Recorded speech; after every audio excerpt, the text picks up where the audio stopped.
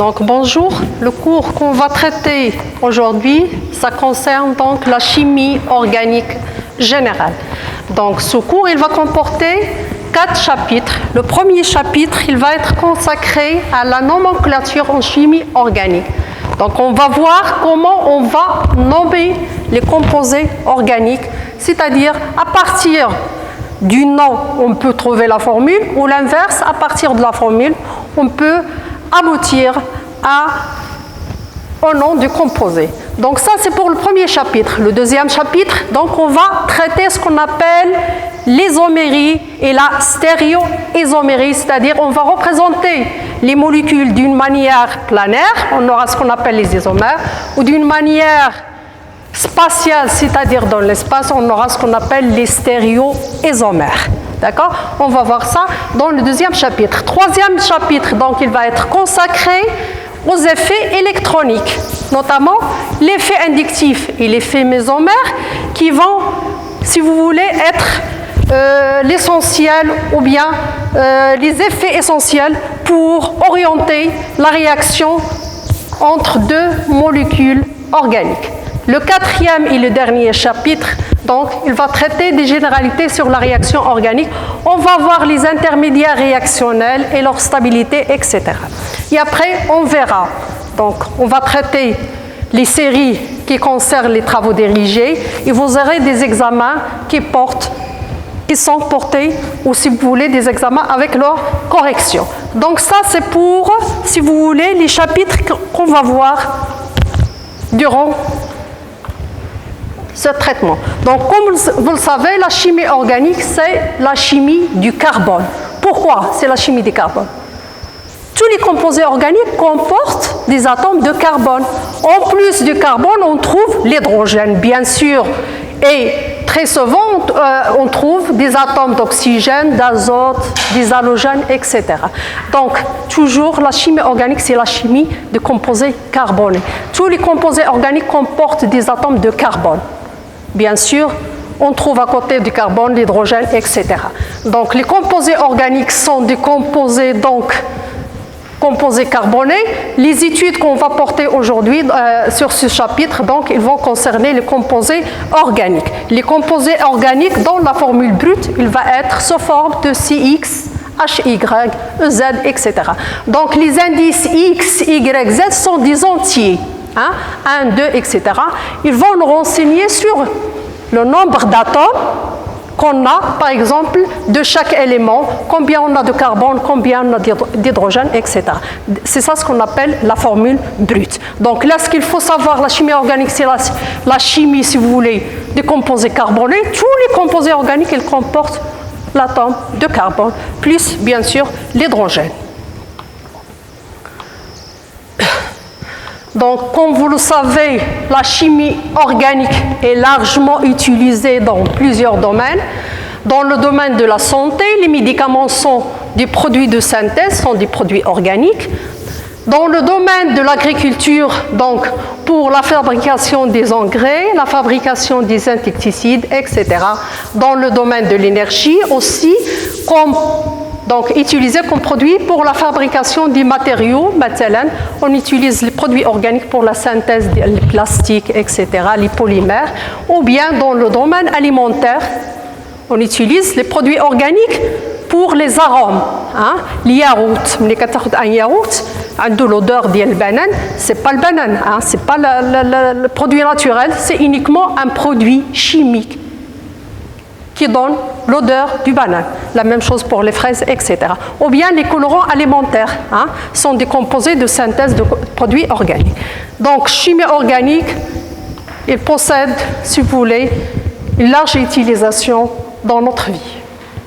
Donc, comme produit de synthèse, donc les produits organiques, on a deux grandes familles, soit des produits de synthèse, par exemple la synthèse du médicament comme l'aspirine, ou bien des produits naturels.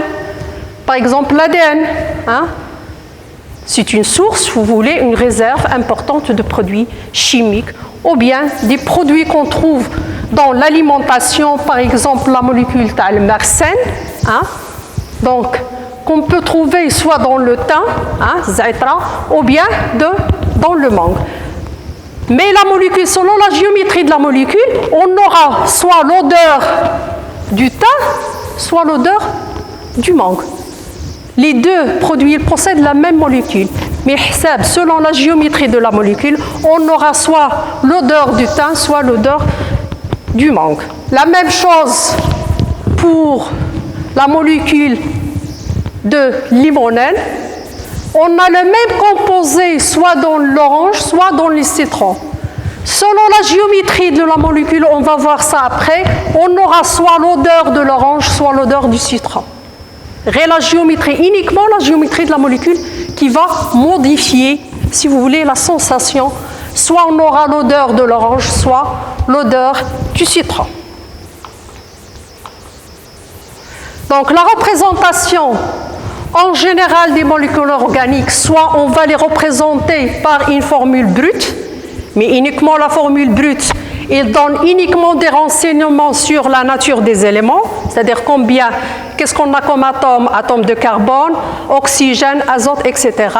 Et il nous renseigne aussi sur le nombre d'atomes, combien on a d'atomes. On ne peut pas avoir l'enchaînement des atomes, c'est-à-dire quel atome est lié à l'autre. Hein?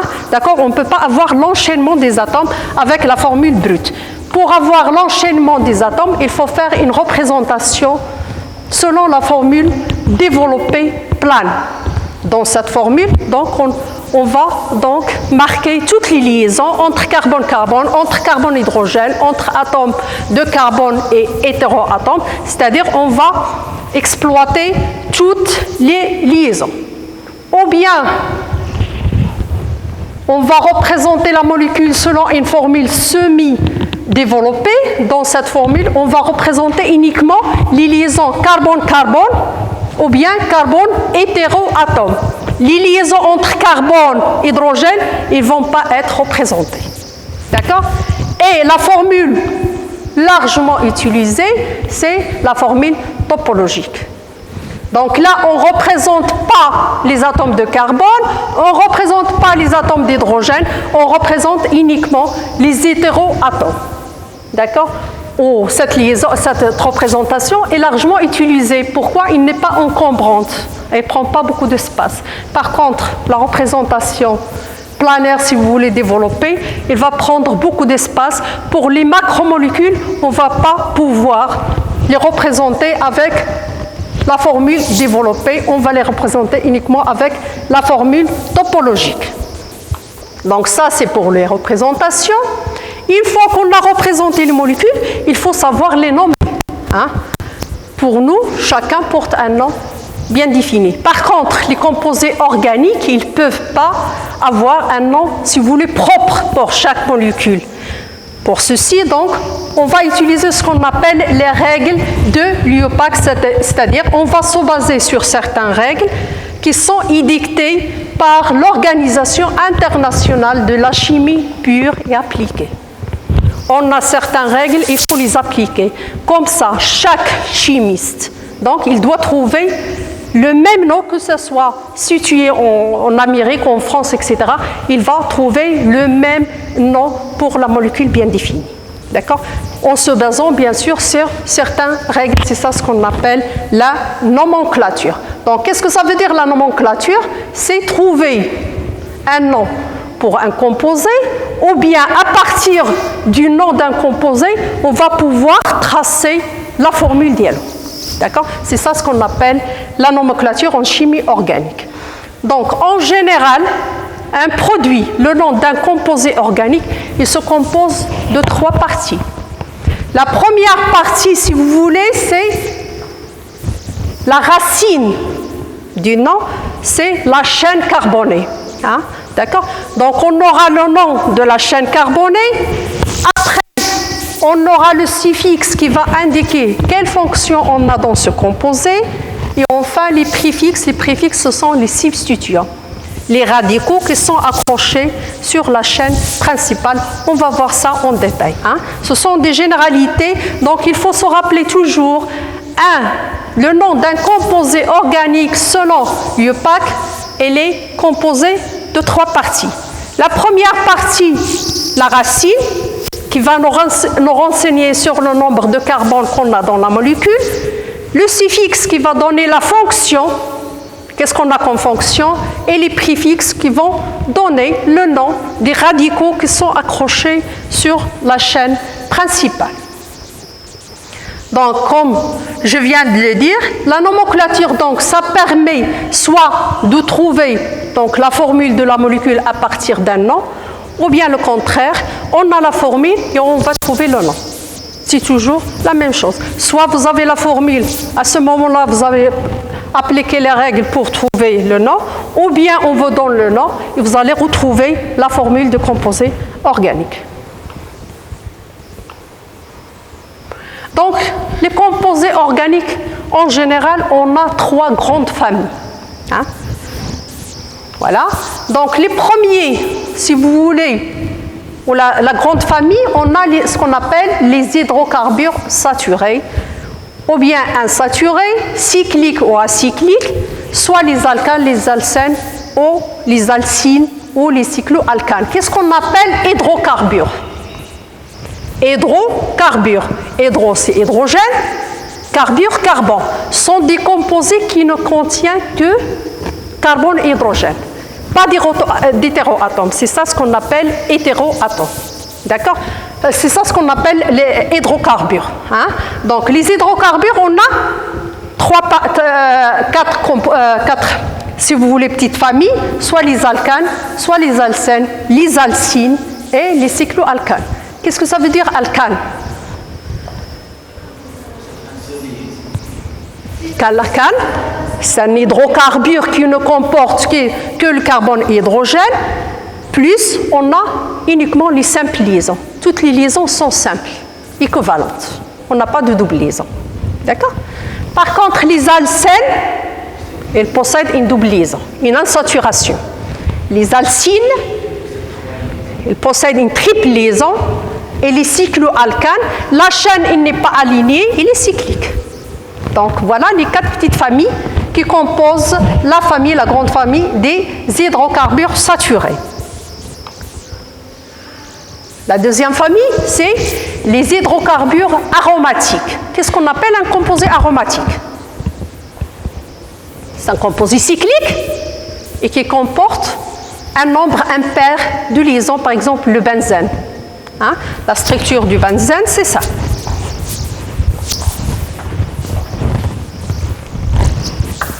Et vous avez dans le polycope la règle pour calculer, pour savoir si un composé est aromatique ou pas. Donc le benzène, c'est ça la structure du benzène, un cycle avec 3 doubles liaisons. Donc c'est un système aromatique. Toutes les liaisons sont délocalisées et on va voir ça après. Donc ça, c'est la deuxième famille.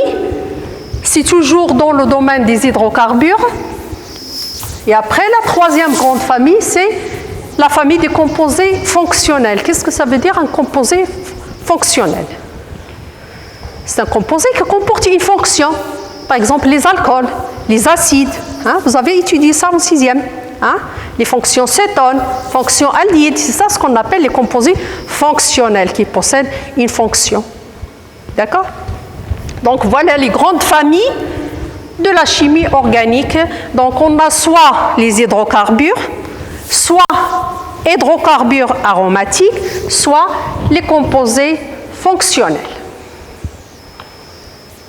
On va voir donc la première grande famille, c'est la famille des hydrocarbures. On a dit que les hydrocarbures sont soit linéaires comme les alcanes, soit ramifiés, on va voir comment on va les nommer, et enfin les hydrocarbures cycliques, c'est-à-dire la chaîne il n'est pas alignée, mais elle est fermée, elle est cyclique. Donc les hydrocarbures saturés acycliques sont ce qu'on appelle les alcanes. Hydrocarbures, ça veut dire qu'ils ne comportent que carbone et hydrogène. Saturé, ça veut dire qu'on n'a pas de double liaison. Saturés, toutes les liaisons sont covalentes, uniquement des simples liaisons. Acycliques, ils ne sont pas cycliques, ça veut dire qu'ils sont alignés. C'est ça ce qu'on appelle, si vous voulez, la famille des alcanes. Les alcanes, c'est quoi? Donc, c'est des hydrocarbures saturés de formule brute, la formule brute du dialome, CN, H2N plus 2. Voilà. Donc toutes les liaisons sont simples équivalentes. Donc si on vous demande c'est quoi un alcane, vous allez définir un alcane, c'est un hydrocarbure saturé, linéaire. D'accord? La formule brute, c'est CnH2n plus 2. Comment on nomme les alcanes? Son nom, il se compose de quoi? On a vu tout à l'heure qu'un composé organique. Voilà. Un composé organique, il porte 3 parties. Préfixe, la racine, plus le suffixe de la fonction. Pour l'alcane, il n'a pas de fonction. Donc, le nom de ce composé va comporter un préfixe plus la terminaison an. C'est simple. Vous avez déjà fait la structure, si vous voulez, l'étude des alcanes. Les 2 premiers alcanes qu'on connaît, c'est, si on a un composé avec un seul carbone, ça va être donc le méthane, 2 carbones éthane, 3 carbones propane, etc. Il faut apprendre quand même, le tableau, savoir un carbone c'est un méthane, 2 carbones éthane, propane, etc. Jusqu'au 10, c'est le décane. Donc ça, c'est pour les alcanes. Pas de problème. Donc le préfixe plus le préfixe wa, met, et, etc. plus la terminaison des alcanes, c'est an. Maintenant, on va passer aux alcanes ramifiés. Qu'est-ce que ça veut dire un alcane ramifié? On a vu tout à l'heure les alcanes non ramifiés, c'est-à-dire alcanes alignés, pas de ramification, mais ils ne possèdent pas de substitution. Par contre, un alcane ramifié, c'est une chaîne sur laquelle on a remplacé, on a greffé des substituants. On remplace des hydrogènes par d'autres groupes alkyles ou les halogènes, ou etc. C'est ça ce qu'on appelle des alcanes ramifiés. Donc là, la chaîne principale sur laquelle on a greffé des ramifications. Une ramification, il peut être un groupe alkyle, un groupe halogène, une fonction qui n'est pas, si vous voulez, prioritaire, donc il va être considéré comme préfixe, etc. C'est ça ce qu'on appelle les alcanes, les hydrocarbures ramifiés. Donc pour nommer les ramifications, comment on procède? Il y a un groupe avec la ramification, on a un CH3. Comment je vais le nommer? Donc je remplace la terminaison an, normalement CH4, c'est un méthane. J'élimine la terminaison an et je la remplace avec la terminaison il. D'accord? Donc pour un seul carbone, ça va être méthyle. 2 carbones, éthyle, propyle, etc. Bien sûr, vous avez les structures, on va les voir après. Isopropyle, le troisième. Le quatrième avec 3 méthyl, c'est le tertiobutyl. Et le noyau phényl, on va voir le nom de ce radical, c'est le groupe phényl. On va voir ça après. Donc ça, c'est pour les alcanes ramifiés. Donc pour les nommer, on doit utiliser ce qu'on a déjà appelé les règles de nomenclature selon l'UOPAC, c'est-à-dire l'Union internationale de la chimie pure et appliquée. La première règle, qu'est-ce qu'il dit? La chaîne principale est toujours la chaîne carbonée la plus longue. Si on a dans une molécule 2 chaînes à égale distance, donc la chaîne principale, ça va être la chaîne qui va comporter le plus de substituts. D'accord? Je vais donner un exemple.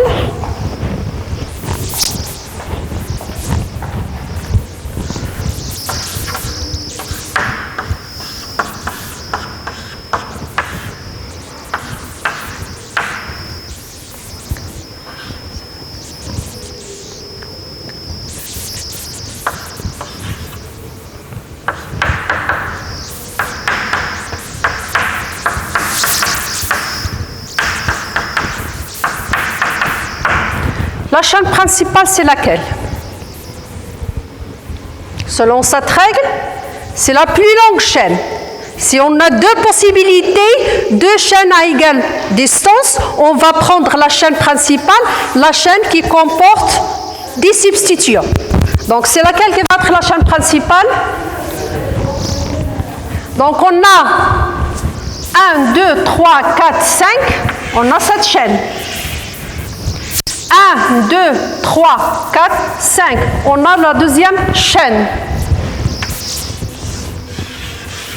Qu'est-ce qu'on va prendre comme chaîne principale? C'est laquelle? De point de vue nombre de carbone, ils sont identiques. Mais selon la règle, on va prendre la chaîne qui porte des substituants. Hein? Si je prends cette chaîne, qu'est-ce qu'on a comme substituant?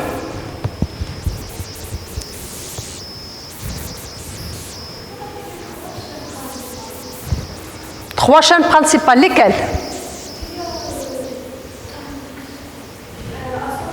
Je parle de la chaîne principale qui porte du carbone.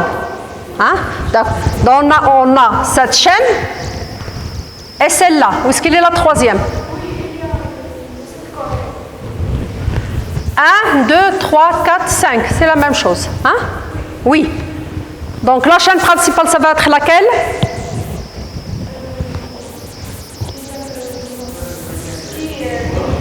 Voilà. Donc la chaîne principale, c'est cette chaîne. Pourquoi? On a deux substituants. On a un groupe éthyle et on a un chlore. Sens de numérotation de la chaîne. Pour donner la position, on va voir ça après.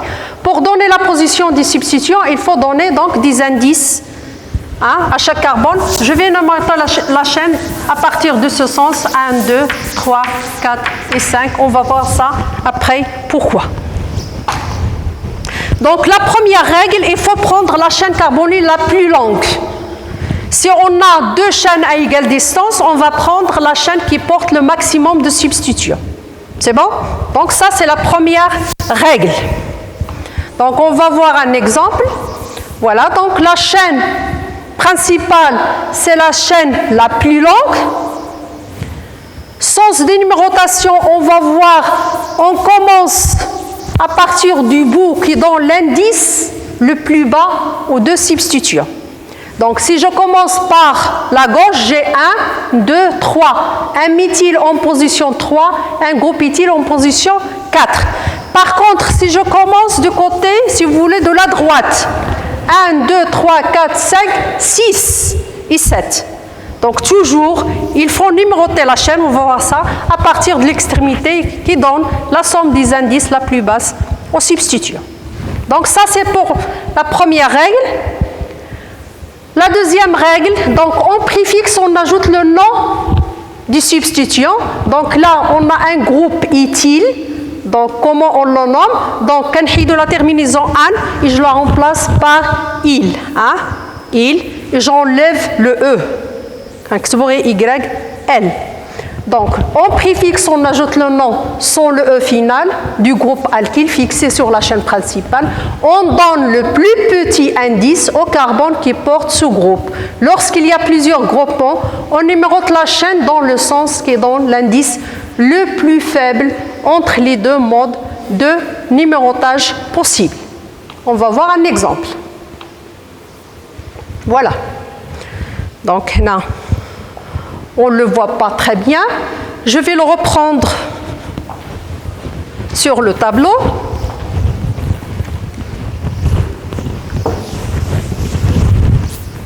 Donc, qu'est-ce qu'on a? On a CH3, CH2.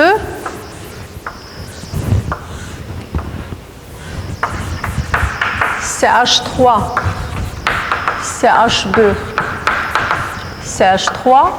Et là, on a CH, CH3, CH3. Voilà, donc vous me donnez la chaîne principale, le sens de numérotation, etc.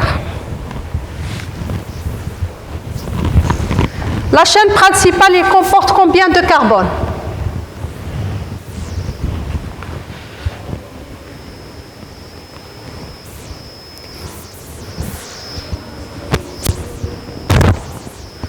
Donc, on a soit cette chaîne, 1, 2, 3, 4, 5, d'accord?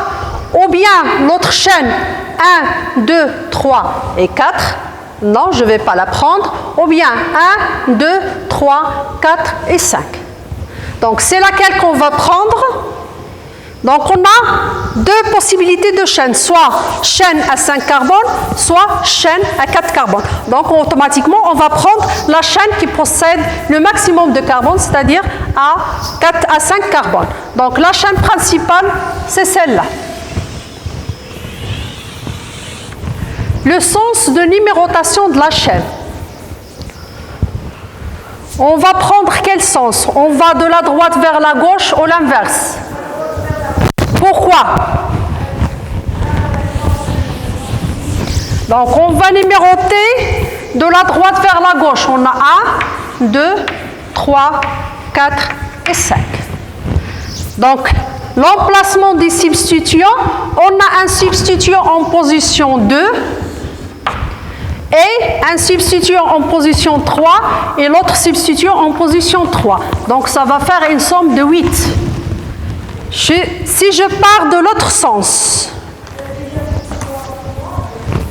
donc j'aurai 1, 2, 3, 4 et 5.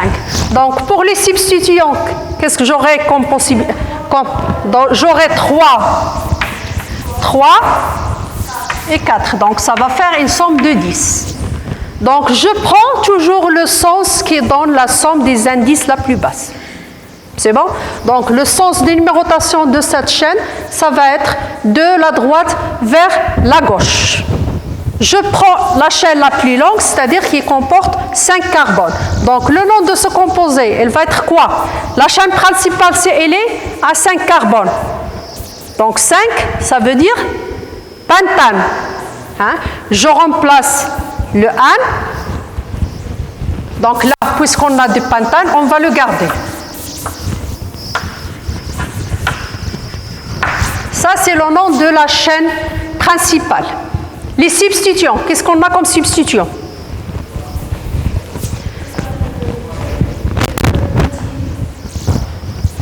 Qu'est-ce qu'on a?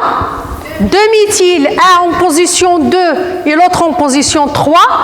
Et l'autre groupe, c'est le groupe éthyle. Hein? 2 carbones éthyle. Normalement, c'est éthane, puisque c'est un radical éthyle. Hein? Méthane, éthane. Hein? L'hydrogène, ça va être méthyle, éthyle, propyle, etc. Voilà.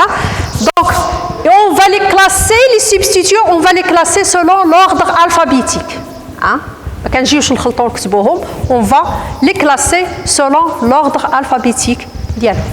Donc, on a d'une part un groupe éthyle,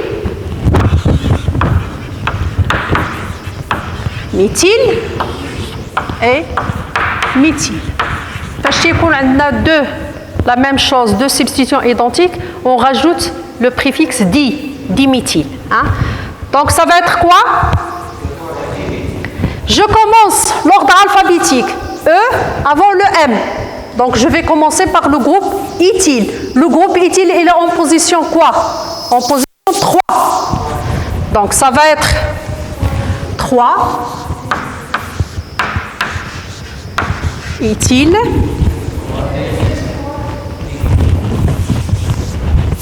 Je donne donc un tiré.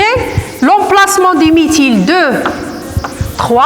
Entre 2 et 3, on a une virgule. Diméthyle. Pentane. Est-ce que c'est clair? Donc la chaîne principale, c'est la chaîne toujours la plus longue. Si on a deux chaînes identiques, on va prendre la chaîne qui comporte le maximum de substituants. D'accord? Le sens de numérotation de la chaîne, on commence toujours par le bout qui va donner la somme des indices la plus basse au substitut. C'est clair? Donc c'est ça ce qu'on appelle les règles de nomenclature. Comme ça, chaque chimiste, في مكان في الأرض غيلقى le même nom pour un composé bien déterminé. Hein? ما يختلفوش في السمية, mais ils vont trouver la même chose. Donc la troisième règle, lorsqu'il Lorsqu'il y a plusieurs groupements identiques, on vient de le voir, on place les indices dits traits, etc. devant le nom du groupe. Ce préfixe n'est pas pris en compte pour déterminer l'ordre alphabétique des substituts. Quand je veux déterminer l'ordre alphabétique, on a comparé uniquement le E avec le M. On n'a pas comparé le E avec le D. Le préfixe اللي كنزيدو اللي كيعطينا le nombre تاع les substituts, je ne le prends pas en considération dans l'ordre alphabétique. D'accord? Voilà l'exemple. Donc là, vous avez l'exemple. Donc la chaîne la plus longue, c'est la chaîne qui comporte 9 carbones. Sens de numérotation, je vais commencer de la gauche vers la droite. Pourquoi? Si je commence de la gauche vers la droite, donc j'aurai un demi-éthyle en position 3 et j'aurai un éthyle en position 4. Par contre, si je commence de l'autre bout, j'aurai donc le groupe éthyle en position 1, 2, 3, 4, 5.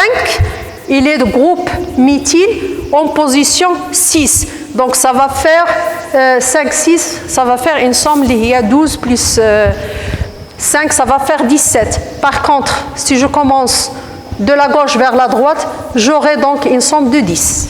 Donc je prends toujours la somme des indices la plus basse qui va orienter donc le sens de numérotation. Puisqu'on a demi-éthyle sur la position 3, donc on a mis 3, 3. Hein? Je répète, si on a 3 méthyles, on va mettre 3, 3, 3. Hein? D'accord? Avec le chiffre, ça indique chaque substitution qu'on a la position 3. Donc ça, c'est la troisième règle. La quatrième règle, donc lorsqu'il y a plusieurs chaînes latérales, on les nomme dans l'ordre alphabétique, ce qu'on on vient de le voir, le plus petit nombre étant affecté au groupe placé en tête dans l'ordre alphabétique. On va voir un exemple.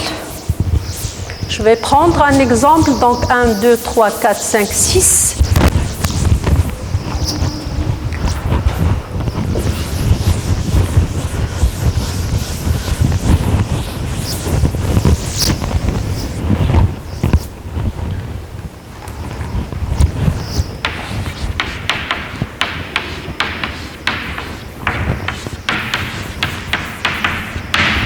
Donc en position, donc j'ai en position 3 un groupe CH3. Et là, vous avez un groupe CH2, CH. Et je complète avec les hydrogènes. Le sens de numérotation, sans regarder le tableau. La chaîne principale et le sens de numérotation. La chaîne principale, c'est laquelle? C'est la chaîne la plus longue. Hein? On a deux possibilités. Soit je prends 1, 2, 3, 4, 5 et 6. Je prends cette chaîne. Ou bien je prends 1, 2, 3, 4 et 5. Donc je prends bien sûr celle qui comporte le maximum. Sens de numérotation. Est-ce que je vais de la droite vers la gauche ou bien de la gauche vers la droite? Pourquoi? De la gauche vers la droite. Pourquoi?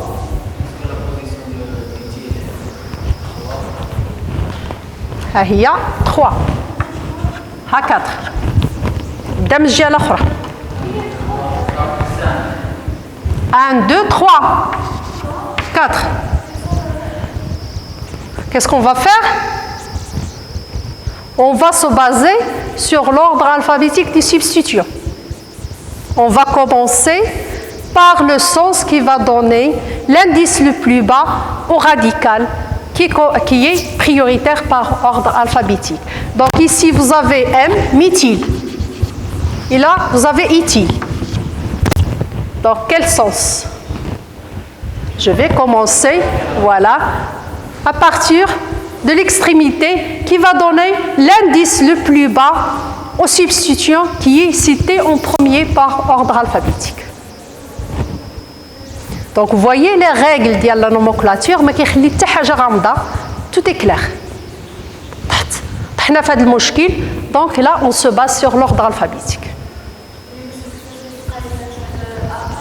Je prends la chaîne la plus longue, je donne la somme des indices les substituants, la somme la plus petite, il a pris نفس الشيء, je me base sur l'ordre alphabétique. Ça fait? Donc ça, c'est la quatrième règle. Donc la règle 5, la nomenclature des chaînes latérales suit les mêmes règles que celles des substituants. Donc pour cette règle, on va voir quand on aura une chaîne principale sur laquelle on a greffé une chaîne, une ramification. Cette ramification, il est ramifié. On va voir l'exemple. Ce composé-là. Donc la chaîne la plus longue, c'est laquelle?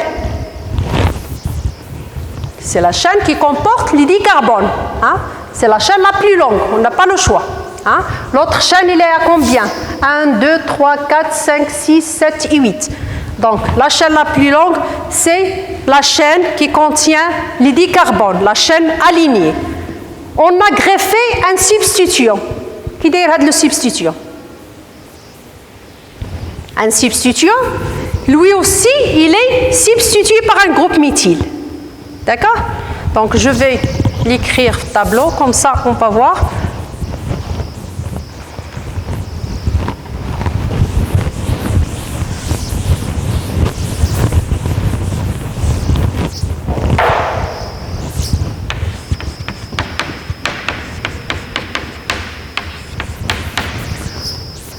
Un, 2, 3, 4, 5. 1, 2, 3.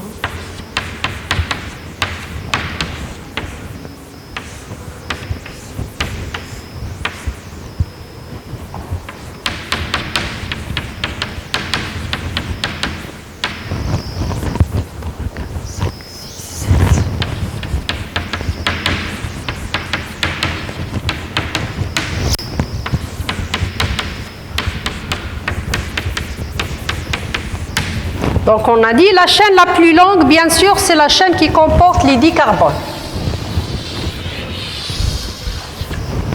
En position 4, on a greffé un substituant. Mais le substituant, il n'est pas aligné. Lui aussi, il comporte un substituant. D'accord?